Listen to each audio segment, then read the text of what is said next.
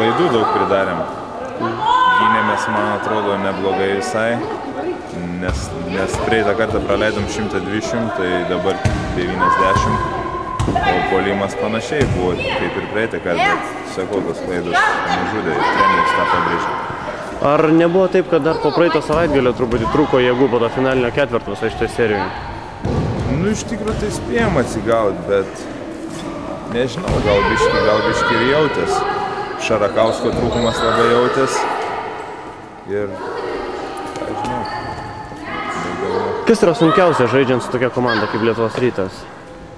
Sunkiausia? Viskas sunku. Gintis, pult, viskas sunku. Ką treneris sakė, kai baigė sezoną dabar LKL?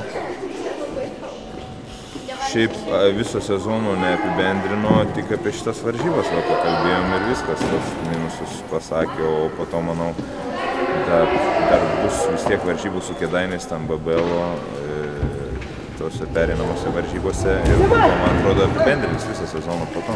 Ir dabar valiko tos varžybos su Kėdainiais. Kokie tikslai su jais tos varžybos? Laimėti, koks tikslas gali būti. Ir manau, galim šitą padaryti.